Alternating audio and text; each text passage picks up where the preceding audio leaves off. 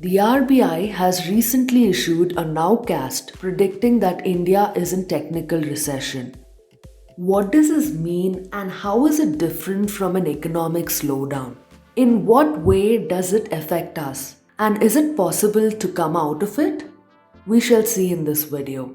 But before that, don't forget to hit the subscribe button below and like this video if you find it useful and for more such content coming ahead.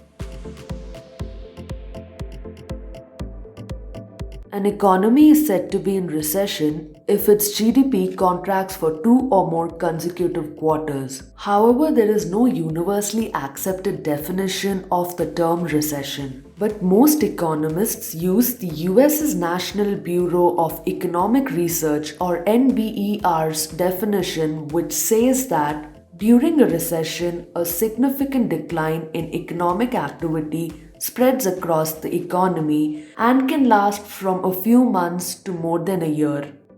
This bureau considers various variables which include the GDP, consumption rate, production levels, employment and income levels, etc. before arriving at any decision. Since we consider the real quarterly GDP as a measure of economic activity in the country, we may say that if the GDP declines for 2 consecutive quarters, then the economy is in recession. It's called technical recession when we use GDP as a parameter to measure recession.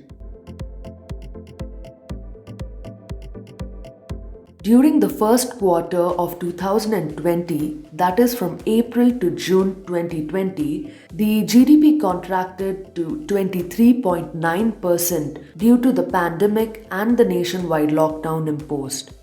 While in this quarter, that is from July to September 2020, the RBI has estimated a contraction of 8.6%.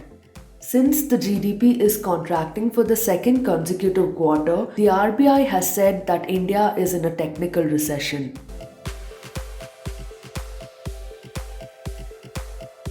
Let me take an example to explain this. After the 2008 financial crisis, the GDP started to recover slowly in mid-2009. However, the employment levels did not rise as expected until 2014.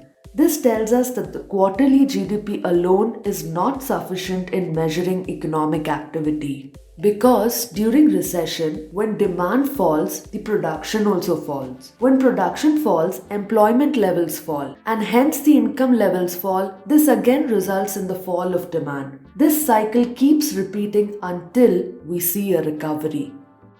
During recovery, when the production or supply rises, the employment levels rise. This will increase the income the common man receives, and hence the demand or the sales increases. When the demand rises, this will again result in the rise of production. This cycle will therefore help in reviving the economic activity of the country. While recession is the result of consecutive decline of GDP, an economic slowdown occurs when the pace of GDP growth decreases. That means that during a slowdown, the GDP growth is still positive and only the rate of its growth has slowed. A recession might continue for a few months or for more than a year. However, if recession continues for many years, then it is referred to as depression. A depression is quite rare, and the last depression we saw was the Great Depression of the USA in the 1930s. This is for the first time in Indian history that we are seeing a recession. Many economists had expected the Indian economy to go into a recession due to the worldwide pandemic and the nationwide lockdown imposed in March.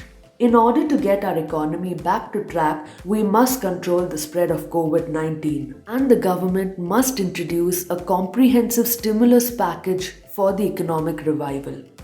So what are your opinions on this? What do you think the government can do to revive the economy? Tell us in the comments below. This is it in this video. For more such videos, hit the subscribe button below to stay updated with the latest content coming ahead and hit the like button if you found it useful.